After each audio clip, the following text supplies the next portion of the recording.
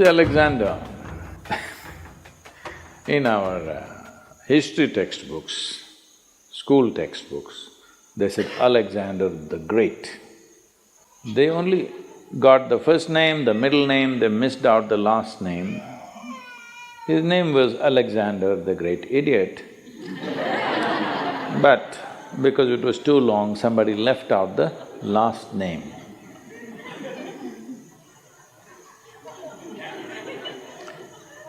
Well, the moment you make such a man, a great man in this world, then in many ways you have just destroyed the future of humanity. Because from the age of 16, I think he died around 32 or 33, all he did was kill, kill and kill, without purpose. Going to new places and killing, going to new places and killing, saying, I have conquered this, I have conquered that. And he had gathered a band of young people from his native place who traveled with him to fight with him. Periodically, he executed one of them, just accusing them of something. You know, always somebody would be betraying a tyrant like that, and the tyrant is always fearful that somebody may plot against him. So, something they will discover and say, he did it, and a public execution of him will happen. He was very close to you, he traveled with you, everything, but you just kill him so that everybody else is in line. Periodically, he killed one of those people who were very close to him, just to set an example.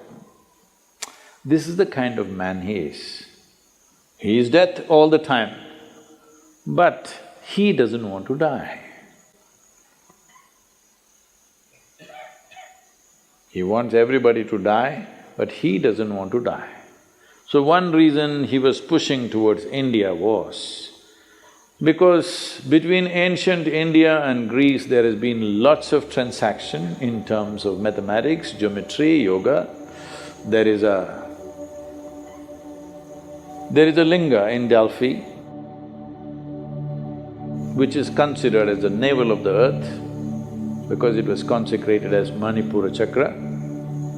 The Manipuraka is so powerfully established there, now it's been removed from its original place and it is sitting in the museum, but still bit cracked, but it's still little, badly skewed, I would say, but still so powerful after, I don't know, maybe 5,200 years or so.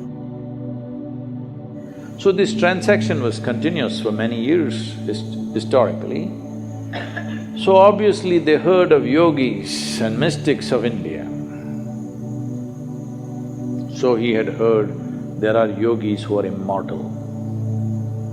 So one reason he was pushing towards India was he wanted to find a yogi and learn how to become immortal. So then when he came close, when he crossed, I think Hindu Kush mountains, he crossed, right? He crossed the mountains.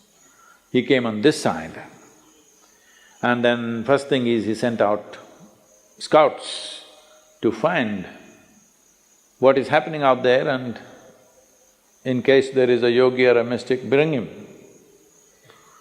So they were looking out and then they saw a yogi sitting under a tree with just a loincloth, bare-bodied, blissed out. They went and looked at him and he said, hey, you come with us, our Sikandar wants you. If you do not know this, even today in Afghanistan, many people take this name Iskandar or Sikandar. The original word for this is… the root word for this came from Skanda. Skanda is Shiva's son, what we call as Muruga in Tamil Nadu. Because Skanda was such a great warrior, so this word traveled. Anybody who is a great warrior became Skanda, Iskanda. Skanda, Iskanda, Sikandar, transformation happened to the word. So they said, "Yogi, come." The yogi laughed and said, "I'm not going anywhere. I'm right here."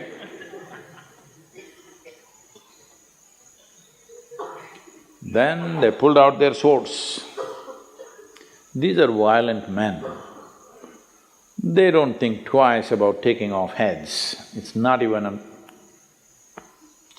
something that, of any consequence to them. They can take away hundreds of heads in a day without any qualms about it.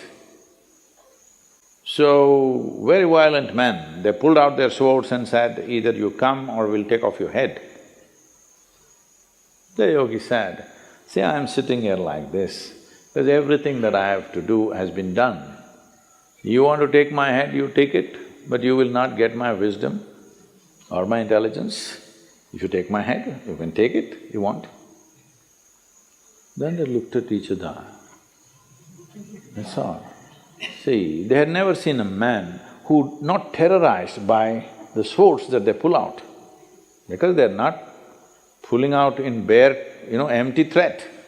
They can take off heads, they're very good at it. They had never seen a man who's not terrorized, he's saying, "Okay, take my head." Oh, no, this guy must be really immortal. If somebody says, "Okay, take my head," he must be immortal. Then they try to coax him, "Please come."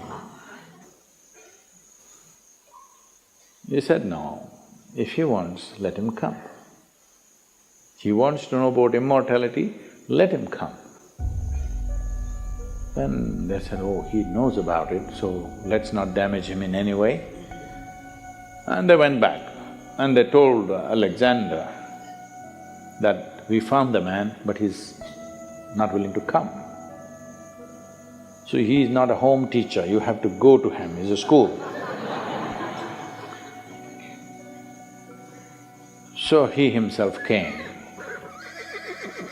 So Alexander sat on his horse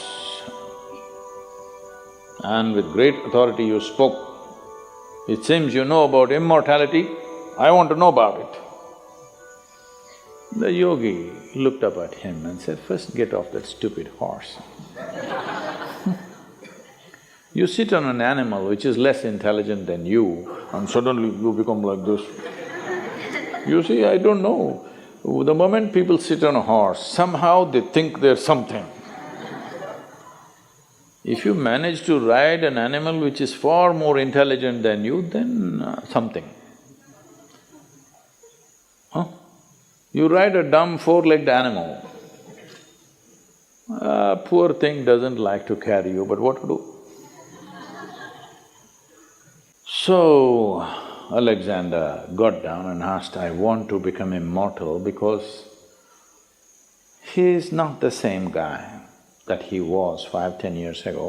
Body doesn't take this kind of beating, after some time it is slowly taking its toll." So he said, "I want to know about immortality, can you guide me?" So the yogi looked at him and he knew no amount of talking to him is not going to go anywhere. He said, "Yes, if you want immortality, this is the way." And he gave him landmarks, a difficult journey through the jungles. All these landmarks you follow, there you will find a small cave. Within that cave, there is a crystal clear pool of water. You drink a handful of water, you will become immortal. So he started out with his soldiers. Then as he followed, after 3 days, all these landmarks were coming true as it has been described. Then he looked at these 5–6 soldiers who were with him. If these guys also drink, if they become immortal, then how to deal with them? Because all your life you dealt with everything with putting the fear of death into people. Now if these 5–6 soldiers drink that water and they also become immortal, this is going to be a disaster, no control. 5 immortal people on the planet, not good. Just, I am immortal, this is good. So he said, you stay here. He left them for the last leg of the journey and he went by himself. Then he found that cave. Within the cave, he saw a pool of crystal clear water. He rushed in and he was about to drink. There was a crow sitting at the other edge of the pool and the crow said, wait. He looked at the crow, fortunately water slips out of your hands, you know. And the crow said, see, I drank this water, I don't know how many million years ago. And now I cannot die. I'm just sitting here endlessly. Just imagine, if you become immortal, you cannot even commit suicide. Hello? I want you to just imagine, this is the worst thing that can happen to you, that you cannot die one day. No relief. I'm sitting here for millions of years, there is nothing I can do. I have seen through generations of my clan, I'm not interested in anything right now, but I cannot die. Do you want my fate?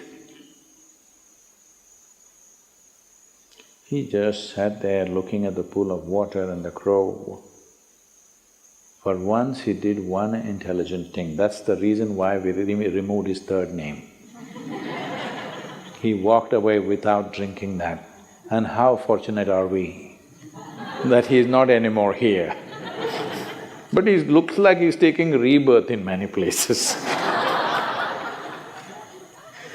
Many similar people keep coming up here and there, but at least he is not here. We must learn, understand and live knowing that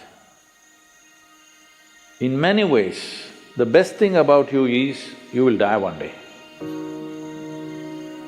Hello? Just see what a pest you would be if you did not die. Hello? Well, you must live a full life. Whatever is the fullest potential, you must live that. But you must die when it's time, isn't it? Huh? So, if you say death is negative, then what is positive? Immortality? That is the most idiotic thing you can do.